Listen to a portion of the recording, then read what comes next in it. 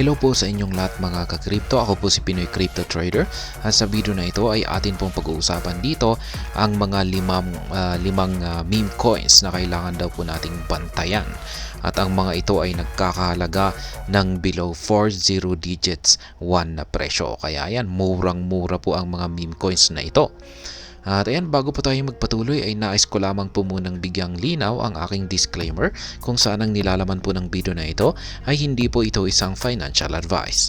For education and information purposes lamang po ang layunin nito. Maliban po dito ay nais ko na rin pong magbigay babala na wala pong kahit anumang group chat ang Pinoy Crypto Trader.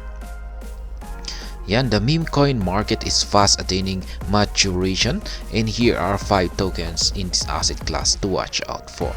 Kaya yan, mukhang sabi rito ay mukhang mabilis raw na nahihinog ang mga meme coin market. Kaya narito raw po ang mga 5 tokens or meme coins na kailangan daw po nating tutukan.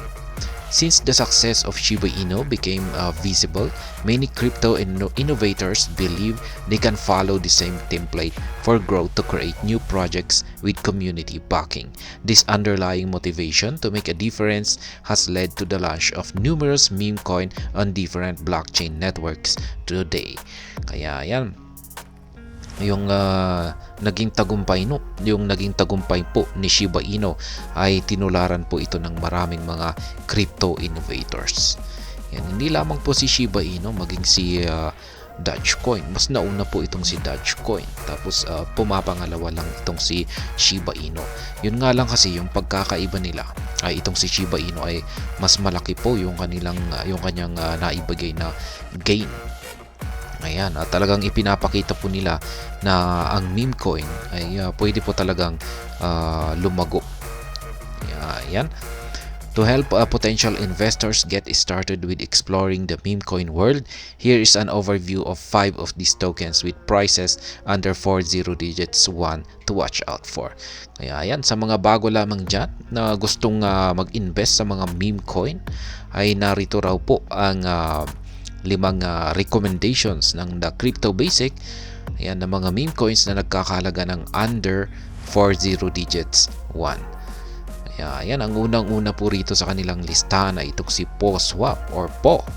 PoSwap is a meme coin built on the Ethereum network using the ERC20 token standard.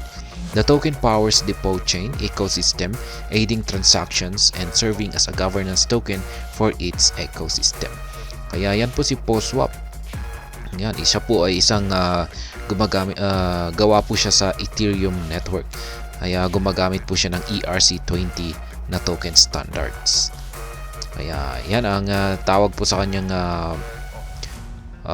ecosystem. Ayan, PoChain yan. PoChain ecosystem.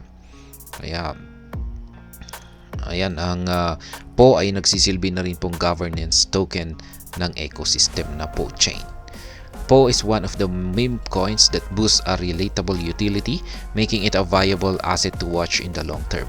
At the time of writing, Po is priced at ayan po yung kanyang ayan, ilang bang 0 digits yan? 2, 4, 6, 7. 70 digits, 2386 with a market capitalization of $10.2 million. Ayan, $10.2 million yung kanyang market cap. Ayan, ayon po rito kay The Crypto Basic ay meron daw po kasi siyang relatable na utility. Kaya ayan po yung parang pinaka-foundation niya kung bakit ito ay isa sa mga kailangan po nating bantayan na meme coin. Yan, murang-mura po yung kanyang presyo. Si Kin, yan, siya naman po ang pangalawa rito, si Kin. Kin made its emergence in the crypto ecosystem as a token that can integrate easily across mobile and web applications. Kin's core ideology centers on shared economic benefits and its evolutionary drive. It has moved from the Ethereum blockchain to Solana to enable swifter and cheaper transactions. Trading for 40 digits 1523, Kin has seen its market cap jump to $44.6 million. The token's prospect place it on the top of meme coins to watch out for in the long term. Kaya yan po si Kin. Ayan, siya po ay naka-integrate sa iba't ibang mga mobile at saka mga web applications. Kaya yan, well accepted na itong si Kin. Kaya yung kanyang core ideology ay nakatuon daw po sa mga economic benefits at saka mga evolutionary drive. Kaya ayan yung kanyang Ethereum blockchain,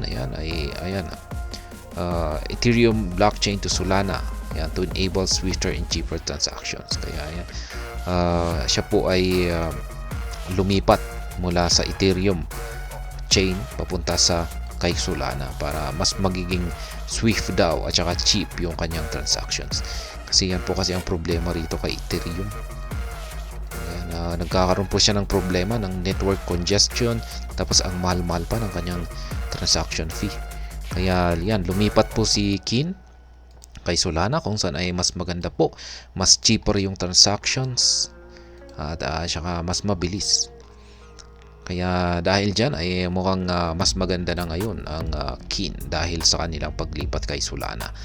At siya po ay naglalaro sa presyong 40 digits 1523 at meron po siyang market cap na 44.6 million. Kaya mas malaki po kumpara rito kay POSWAP na nasa 10.2 million. Yan, ang pangatlo naman po ay si Bad Idea AI. Ayan. Siguro ay kilala naman po siguro niyo itong si Bad Idea kasi madalas naman po natin i-content si Shiba Inu. At yan, sa mga hindi po nakakaalam ay si Bad Idea AI ay isa po itong malapit na kapartner ni Shiba Inu. Kaya yan, Bad Idea AI is closely associated with the Shiba Inu ecosystem. Despite being an independent project with a dedicated team, many believe its potential growth outlook is tied to that of SHIB. Bad Idea's AI value proposition hinges on merging the values of blockchain, AI, and decentralized governance to bring a new highlight to the user experience. Kaya yan. Dahil po kasi sa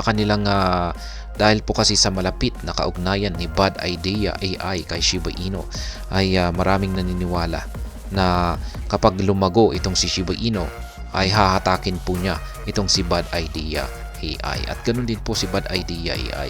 Kung meron na rin po siyang magandang developments ay hahatakin niya rin itong si Shiba Inu. Kaya parang nagtutulungan po talaga silang dalawa. At yan yung mga recent po na mga balita tungkol sa kanilang partnership ay yung kanilang mga team developers ay nag-uusap para i-integrate yung artificial intelligence ng Bad Idea AI dito sa mga projects ng Shiba Inu. Kaya talagang pagdating dyan ay talagang malapit na po talaga ang dalawang ito, si Shiba Inu at saka si Bad Idea AI. Bad's price comes in at yan po, ilang zeros yan, 2, 4, yan, 7 0 digits na rin. 70 digits 2959 with a market capitalization peg at $15.6 million. Yan naman po yung kanyang market cap, nasa 15.6 M. Yan, ang sunod naman po ay si Volt Inu. Ayan, base sa aking pagbabasa sa inyong mga komento ay medyo may ilan po sa inyo ang naka-invest po rito or naka-hold ng Volt. Yan, kaya Volt Inu is a meme coin with a very low price peg at yan, ilang zeros na rin dyan, 6 zeros. Yan, 6 zeros,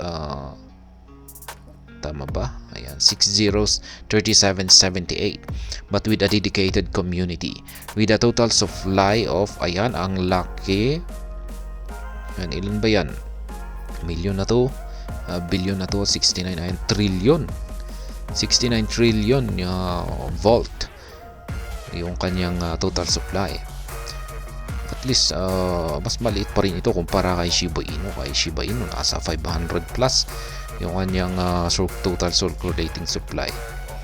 Volt Inu is hyper-deflationary with a defined revenue generation model to chart unique growth course. Among the offerings, Volt Inu offers its community include stablecoin staking, blue chip NFTs, and yield farms among others. Kaya yan po yung mga products or mga features ni Volt Inu. Meron po silang stablecoin na staking, Ayan, blue chip na mga NFTs at meron din po silang yield farming at marami pang iba na yan, mga passive income po yan. Yield farmings at saka stablecoin staking. Maliban po dyan ay yung pinakamatindi raw dito kay Vault Ino ay yung kanilang dedicated na community. Matindi po yung suporta ng kanilang community. Kaya yan, maliban po rito ay hyperdeflationary po siya. Kaya ayan, maganda po yung kanyang background dito. Yan, sunod naman ay si Hosky Token. Ayan, mukhang parang ngayon ko lang narinig itong si Hosky Token. Ayan nga siya, si Hosky Token ay Cardano based meme coin po siya, built as a Dogo theme asset. It has a total supply of, ayan, ang laki, ilang zeros ba yan? Million, billion, ayan. Laki po ng kanyang supply. Kayo na lamang pong magbilang sa kanyang zeros. At saka yung kanyang presyo ay naglalaro po sa, ayan, 2, 4, yan, 7 0 digits, 2961 with a market capitalization of $6.7 million. Hosky ranks as one of the cheapest on this list. Kaya yan, siya daw ang pinakamura. Kasi ilan ba yan? 0 digits. Ilan ba dito? Ayan, 7 0 digits, 2961. Meme coins have already have a high volatility investment and them might lead to a loss of funds, while these listed alternatives have good fundamentals and community. Personal research is advocated before any decision to invest in these assets is made. Kaya ayan, sabi po rito ay dapat po nating ilagay sa ating isipan na ang mga meme coin ay napaka-volatile po ito. Pwede po tayong magkaroon ng matinding loss dito, malaking loss. Ayan, kahit na ang Crypto Basic ay nagsagawa po sila ng sariling mga research sa mga nabanggit na mga meme coins na ito, at kanilang nakita na may good fundamentals po ang mga ito at mga community support. Pero gayon pa man ay meron pa rin itong risk. Yan, mataas na risk dulot ng high volatility ng mga meme coins. Kasi yan po talaga ang hindi maiaalis sa mga meme coins. Mataas po kasi yung kanilang volatility. Kaya kailangan din po ninyong magsagawa ng inyong sariling pagre-research. Ayan, para at least maiwasan po ninyo yung mabiktima ng mga volatility nito. Kaya yan pong muli yung mga 5 na meme coins na recommendation dito ni The Crypto Basic. Si PoSwap or Po, si Kin, Bad Idea AI or Bad, si Vault Ino, at syempre ang Cardano based meme coin na si Hosky Token or Hosky. At ayan, hanggang dito na lamang po tayo sa video na ito. Sana po ay inyong nagustuhan ang aking paliwanag dito. Kung inyo po itong nagustuhan ay pakiclick lamang po ang like button nito. Para naman po sa mga bago lamang dito, kayo po ay aking inaanyayahan para mag-subscribe. Pakiclick na rin po ang bell icon nito dahil ito po ang siya magsisilbing notification nito sa mga bago kong videos na akin pong ina-upload sa aking YouTube channel na ito. Marami pong salamat sa panonood, ingat po tayo lagi at God bless po sa ating lahat.